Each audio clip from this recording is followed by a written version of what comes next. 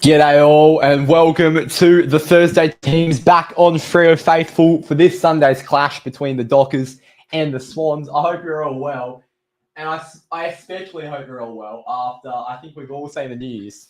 The one big name that is making his Fremantle Dockers debut, Shea Bolton, is in for the Dockers this Sunday. I've got to be honest, I've been a bit nervous with Shea because, it got announced it's a fibula, and a fibula is always a red flag, so always a bit worried with an injury of that sort. I've still got me cough. I've had it ever since I started this channel. I apologize. Over the moon with that. Obviously, our next 3 weeks are all Sunday games. In fact, our next 4 weeks are all Sunday games, which means we'll only get the extended squads on Thursday, and we'll get the best starting 23 tomorrow. So we'll quickly take a look at what this squad is looking like. All that we really cared about was Shea Bolton, and Shea Bolton's in. So can't really complain, can we? I'm trying to get these lineups up on the screen. I'm also going to get chat up. Here we go. Where are these lineups? Is it here? This looks like the one. This looks like the one. There we go. Here are the teams. What is chat saying? G'day, Giant Dom. Sorry about this. John, he's one player that makes our team better. Absolutely, mate. I mean, he is one pretty damn good player. Shade, yes, sir. MOB. Isabella, g'day. We're not going to get jumped again, says John. Mate, I hope not. Because if we do, then, oh boy. Shasty season, says Mother. Yeah, absolute pump for our first home game. We won't get another Geelong-type performance. And it can't be as bad as 78 points, can it? All right, lineups. Here we go. Harry says the 5 on the extended bench should be Draper, Chapman, Voss, Erasmus with Warner as sub. We'll take a look at this. Why is Heath Chapman constantly on the verge of not being picked? So here is the back six. First of all, the only out is Sam Switkowski. There's a chance there's only one change. There's a chance, but I'm not saying that will happen. So Sam Switkowski is out. Shea Bolton's the straight swap. We've then got the back six of Wagner, Pearce, Cox, Ryan, Walker, Clark, all named on field. Johnson, O'Meara, O'Driscoll, Jackson, Strong, Brayshaw in the midfield. So Luke Jackson has been named on field, which is quite a big thing. So does that mean Liam Reedy's out, Patrick Voss is in? We'll find out tomorrow. Reedy and Voss have both been named on the bench. This might be a little thing from JL, keeping it a bit of a mystery from Dean Cox. But yeah, both Reedy and Voss are on the bench. Jackson's starting in the ruck and on field. Jeremy Sharp is on the half-forward flank. That's odd. Michael Frederick and Shea Bolton. I can't believe I'm just announcing the Fremantle team and Shea Bolton pops up. How lucky are we? We've then got Murphy Reid in the forward pocket. He's just our small forward now. Josh Tracy and Jai Amos. We're very lucky we've got a guy like Murphy to fill the void of Switter. Now the bench is where it gets interesting. So only 5 of these guys can play out of the 8. So we've got Heath Chapman, Bailey Banfield, Neil Erasmus, Patrick Voss, Carl Warner, Liam Reedy, Josh Draper, Will Brodie. So I'm thinking, God, I guess Chapman and Draper will probably both be picked. But then again, are we going too tall? Maybe one of Chapman and Draper don't get picked. But that being said, Chapman simply has to play. So I think we're going to go Chapman, Draper, Voss, and we need a forward rotation. But we've just got Shea. We might go Banfield, I'm not saying it should happen. Chapman, Draper, Voss, Banfield might be the one. And then a sub, Carl Warner. I don't think Erasmus, Brodie, or Reedy get a look in. It's going to be one of Reedy or Voss, and I think we will go Voss. So it's interesting. Voss over Reedy, will be right. Yeah, I'm the same. Paddy Voss simply has to be in this team. For the Swans, Lewis Melican is out with an injury. Justin McInerney is out with an injury. In to the extended squad for Sydney, Hayden McLean, Peter Laddams, Caleb Mitchell, Angus Sheldrick, and Jack Buller. Sheldrick and Buller, both are WA lads. Their back six is obviously very strong. Nick Blakey, Dane Rampy. It's undermanned yet strong. So Blakey, Rampy, former Docker Joel Hamling, who played very well against the Lions last week. Sam Wicks, Matt Roberts, and he made his debut last week as sub, and he was really good. So keep your eye out on Riley Bice in the back line for Sydney. In the midfield, they've got Jake Lloyd, Isaac Heaney, Oliver Florent, Brodie Grundy, Chav Warner, James Robotham. Now, we can't put Fife in or any really defensive-sided midfielder that we wanted to because Fife still needs another week in the waffle, unfortunately. So how are we going to counter Heaney? I've got no idea. Hopefully there's a defensive midfield role being deployed. Maybe you chuck an Erasmus in as a little bit of attack. To be honest, chuck Chapman in the midfield. Get him in as a big body. Make him the tagger on Heaney because we can't let Isaac Heaney run riot. And that's what won us the game at the SCG last year, 5 on Heaney. Then we've got Brody Grundy in the ruck, or they've got Brody Grundy in the ruck. Chad Warner, James Rowbottom. Front 6 is Tom Hanley, Will Hayward, Braden Campbell, Joel Amati, Tom McCartan, Tom Papley. So McCartan's still down forwards for the Swans. If we look at sort of our matchups, Alex Pearce probably goes to Amati, I want to say. Cox goes to McCartan. I'm just unsure which one of Chapman or Draper will play, or both, or which way we go with that. But they're a difficult forward line to sort of match up on. Not necessarily talent-wise. Like, their front 6 is certainly their weakest area of their game, but it's certainly a difficult one matchup-wise. On their extended bench is Hayden McLean, James Jordan, Peggle Adams, Corey Warner, Caleb Mitchell, Ben Pagan, Angus Sheldrick, and Jack Buller. So the interesting one there on their extended bench is James Jordan. That is because he will be doing a tag. And who will he be tagging? Jordan Clark is probably the main threat because he gives us all our run-off halfback. He was a bit limited against Geelong. So I think the way the Swans are again going to limit that run from halfback, because Wagner had the ball so much on halfback against the Cats. So I think the way the Swans are going to limit our halfback run, I think James Jordan is going to go to Jordan Clark.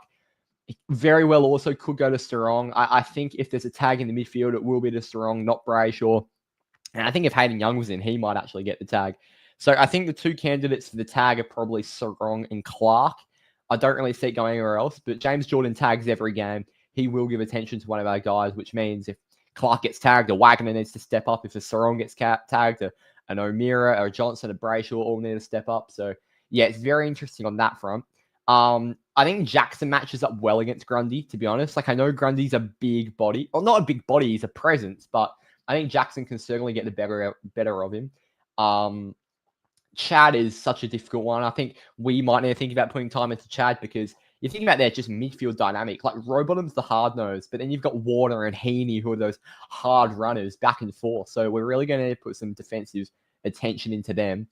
And then in their back line, I mean, that back 6 they've got is seriously good, especially especially Dane Rampy, but Joel Hamling is certainly had a good preseason for the Swans, played well against Brisbane last week, and he's coming into his own as a Sydney Swan after not getting many chances last year. So you'd probably think that a Rampy goes to a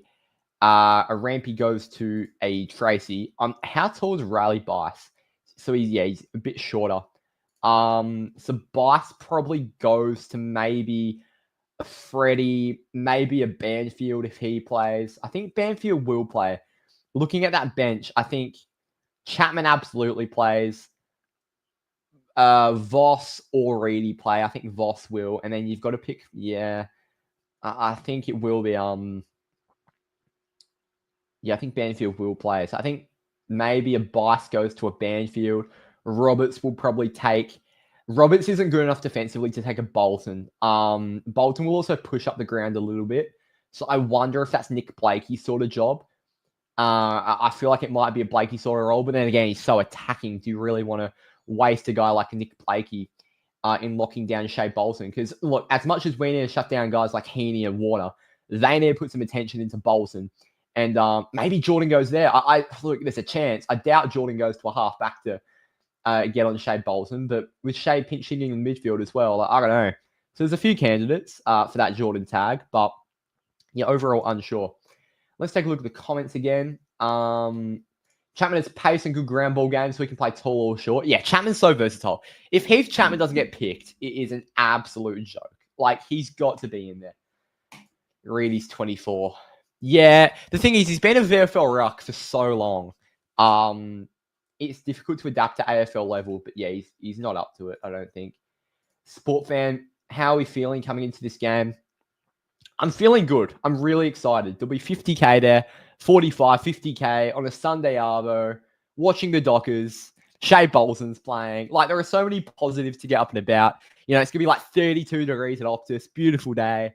Very hot. It's going to be elite. It's going to be a lot of fun.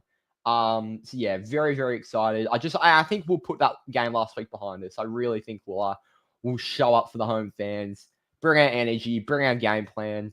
Because if we get a repeat of the Geelong game, then that's when the worries really start to kick in. Because right now, I'm not worried about our season. We've just really got to respond. And I've been saying all preseason, as long as we win one of these first two games, it'll hold us in good stead for the first 8 weeks and beyond. Pearce on McLean. True. McLean's on the bench. I'm not sure if McLean will start on field. But yeah, probably will. Maybe the thing is, Draper matches up well against Amadi, just to build. Amadi's probably a bit bigger. Josh Draper legacy game again. I've just got a feeling he might not be picked, Draper. I love Draper, but it's just the dynamic. Is the Swans forward line a bit short to pick all three of Pearce, Cox, and Draper? I'm just really worried about that whole dynamic, to be honest. Does Walker play on Papley or does Clark? Oh, Walker absolutely plays on Papley. Jordan Clark, I personally, no disrespect to Geordie, I love him. But yeah, he'd be torn a new one if we put him on Papley. Walker did a reasonable job in the shutdown role on a mix of Myers and Stengel last week. I mean, they didn't run amok, but they still were good games. They're just difficult players to shut down. But no, Brandon Walker, I thought, had a good game last week. So he'll certainly get the Papley role, I reckon.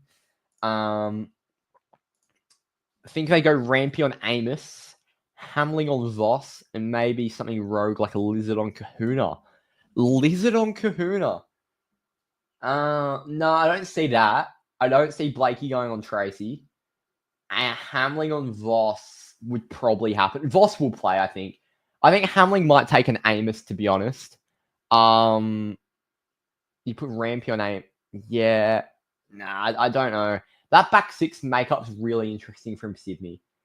I do just think it'll be a Rampy, Hamling, Bice job. I think Bice might end up taking an Amos, a bit undersized, to be honest. I think Blakey going on Tracy would be really rogue, because then you're basically killing off all the attacking threat that Blakey gives the team. Like how JL said, Erasmus and Brody need some work to do, but Brody we needed last week is he can get on the ball. I didn't even think that was really our main issue. I mean, obviously, we needed the ball in our hands, but I think the defensive presence we lacked, as long as we can have a big-bodied midfielder in there. And I know Brody's big-bodied, but he might be a bit too one-dynamic to play that defensive role on a Water or a Heaney, so that's the only worry I really have with him. Yeah, Jackson's going to be a great matchup for Grundy. Super keen to see that. Very cold take, but I think the Draper offers us a lot more than Brennan Cox does. Well, Harry, it's not cold with me, because I agree with you. I think Brennan Cox is an unbelievable interceptor. So good at what he does. And I think he's a very, very valuable member of our back six.